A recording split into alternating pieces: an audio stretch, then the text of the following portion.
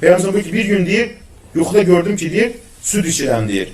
Südü deyir, doyunca içtim deyir ve sonra deyir, qalanını deyir, Ömer'e verdim. Deyir varsa o yuxunun mənası deyir, elm. Elm sahibi olacaq, subhanallah. Həmin o Ömər ki, özünün hədisi var ki, təyammüm ayəsini bilmir. Biri soruşur ki, mən adına deyir, su tapmıram, neynim? Deyir, namaz qılma. Halbuki Qur'an-ı Kərimdə var ki, əgər su tapmazsınız, o zaman pak torpağa neyini? Təyammüm eləyin. Yaxşı, Qur'an-ı Kərimi bilən isə bu Qur'anın heç ayəsinin zahirini bilmir. Qalmışdır ki, onu batinini bilsin. Bismillahirrahmanirrahim. Esselamu aleykum ve rahmetullahi ve berekatuhu. Deməli, gördüyümüz bu videoda bir şəxs Ömər bin Xəttabın elmin şücaətindən danışmaq istəyib və bir yalancı bir hədis ortaya qoyaraq Ömər ibn Xəttaba olmayan xüsusiyyəti yükləmək istəyib və bizim dəyərli ustadımız Ustad Şeyx Fəqan qardaşın qısa bir cavabını gördünüz. Bu videoda müxaliflər Şeyx Fəqanı yalanlamağa çalışırlar ki, Şeyx Fəqan yalan danışır, Ömər ibn Xəttabın belə bir məsələyə aid olmadığını iddia etmək istəyiblər. Bizim də vəzifə borcumuz budur ki, Ustad Şeyx Fəqan qardaşımıza yalanlamaq istəyənlərə bir cavab verək ki, orada Şeyx həqiqətən düzgün deyir və onun dediyi məsələ Əhl-i-Sünnə vəl-Cəmaətin etiqadında da sabitdir. Sadəcə Əhl-i-Sünnənin bəzi nümayəndələri öz etiqad kitablarını oxumadıqlarına görə cahildirlər. Ekranda gördüyünüz Əlixan Musayevin kitabları proqramıdır. Hamı əldə edə bilər bu proqramı. Biz burada yazırıq 368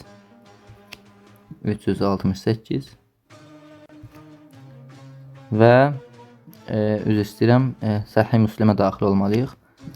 Səhih Müslimə də yazırıq 368 və burada görürük ki, Heyz kitabı yazılır 27-34-cü fəsillər. Gələrək 368 nömrəli hədisi görürük. İnşallah Allahın izni ilə burada biz 3 hədis oxuyacağıq. Görək Ustad Şeyx Fəqanın dediyi məsələ sabitdir, yoxsa sabit deyil. Bismillah. Şəqiq demişdir, bir dəfə mən Abdullah ibn Məsud və Əbu Musa Əl-Əşari ilə birlikdə oturmuşdum. Əbu Musa Abdullahdan, ey Əbu Abdurrahman, de görək, əgər adam cünub olsa və bir ay su tapa bilməsə namazı necə qılmalıdır, deyə soruşdu. Abdullah dedi, bir ay su tapmasa belə təyammüm etməməlidir. Bu fətvanı Abdullah Ömər ibn Xəttabın ictihadına əsasən vermişdir. İndi irəliləyən dəqiqələrdə buna da şahid olacağıq. Əbu Musa soruşdu, bəs onda Əl-Maidə surəsindəki bu su tapmasanız təmiz torpaqla təyammüm edin ayəsini necə izah edərsən? Məlum məsələdir ki, Maidə surəsində birbaşa hökm var ki, su tapmasanız təmiz torpaqla təyammüm edin ayəsi möhkəm, açıq, sərih ayədir. Abdullah dedi, əgər insanlara bu ayəyə əsasən rüsxət verilərsə, onlar suyun soyuq olduğunu gördükdə onu qoyub torpaqla təyammüm etməyə başlayacaqlar. Yəni insanlar bu ayəni hökmü ilə geçsələr, su soyuq, çox qaynar, nə bilim, xoşa gəlməz olarsa, insanlar yenə təyammümə qaçacaqlar. Bu da ictihaddır. Ümum qaydada deyir ki, dəlil olduğu təqdirdə, hökm olduğu təqdirdə bütün ictihadlar batildir. Aydın? Sonra Əbu Musa Abdullaha dedi, məgər sən Əmmarın bu sözünü eşitməmisənmi? Sonra Əbu Musa Əmmar bin Yasirin Peyğəmbərlə olan məsələsini gətirir. O demişdir ki, Peyğəmbər sallallahu aleyhi və səlləm məni bir iş dalınca göndərmişdi. Səfər əsnasında mən cünub oldum və su tapa bilmədim. Bu səbəbdən də mən heyvanın ağnadığı kimi yerdə o üzə bu üzə çevrilib bədənimi torpağa sürtməyə başladım. Sonra Peyğəmbərin sallallahu aleyhi və səlləmin yanına gəldim və bunu ona danışdım. Peyğəmbər sallallahu aleyhi və səlləm sadəcə iki əlinlə belə etməyin sənə kifayət edərdi dedi. Sonra əllərini bir kərə yerə vurdu, sonra da sol əlini sağ əlinə sürtərək əllərinin üst tərəfini və üzünə məs etdi. Abdullah ona etirazını bildirib dedi: "Aha. Məgər sən Ömərin Əmmarın bu sözü ilə razılaşmadığını görmədinmi?" Deməli Abdullah Əmmar bin Yasirdən, peyğəmbərdən gördüyü məsələni təkzib edərək, etiraz edərək Ömərin sünnətini irəli çəkdi. Yəni peyğəmbərin sözü qaldı havada, Quran ayəsi qaldı havada. Abdullah Ömər bin Xəttabın sünnətini, ictihadını önə çəkdi. Məlum olduğu kimi burada da Ömərin Quranın həm cahil olmağı, həm də ki sahabələrin Ömər bin Xəttabın sözünü rəhbər götürdüyünü görürük. Sonrakı hədisdə deyilir: Şəqiq Əbu Musa Abdullaha belə dedi: söyləyərək bu hədisi tamamilə Əbu Muaviyyənin hədisi kimi rəvayət etmişdir.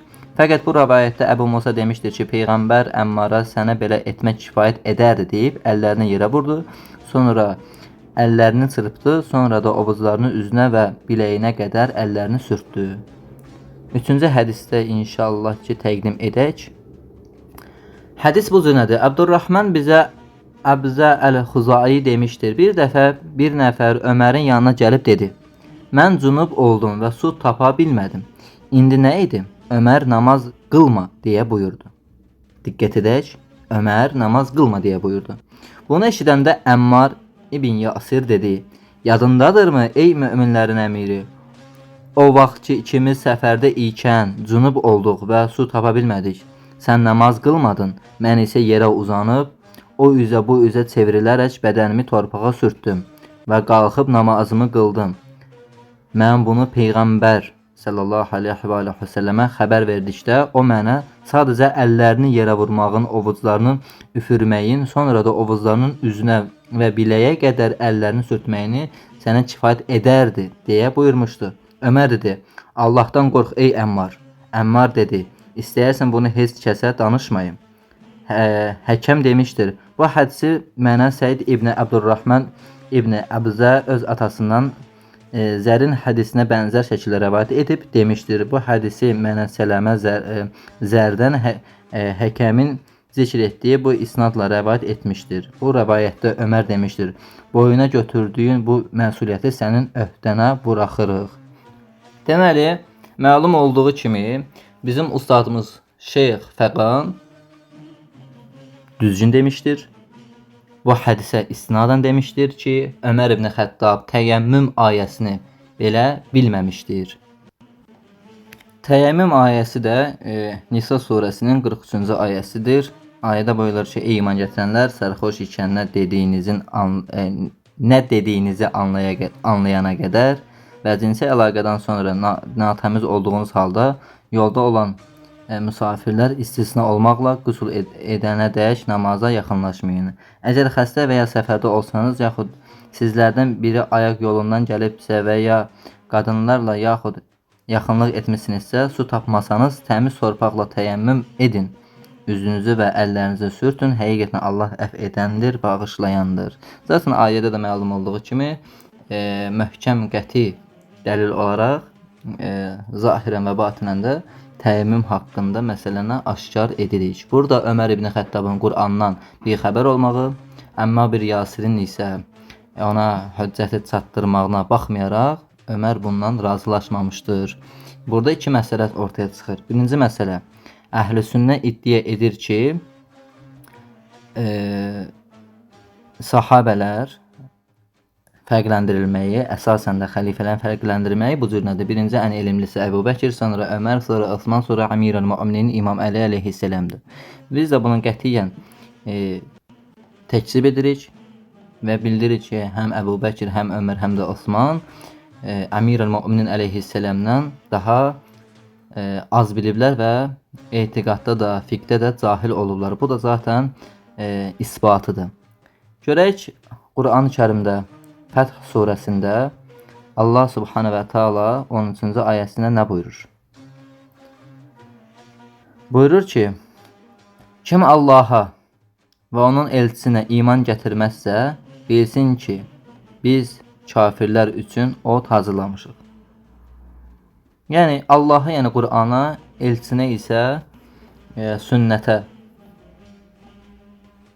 itaat etməsə, iman gətirməsə, Allah buyurur ki, kafir hökm nə olduğunu deyir. Ömər İbn Xəttab həm Nisa surəsinin 43-cü ayəsinə, həm də ki Peyğəmbər sünnətinə, Əmmar bin Yasirin dediyi sünnətə riayət etmədi və ömrünün sonuna qədər etmədi. Sual: Ömər bin Xəttab kafir idimi?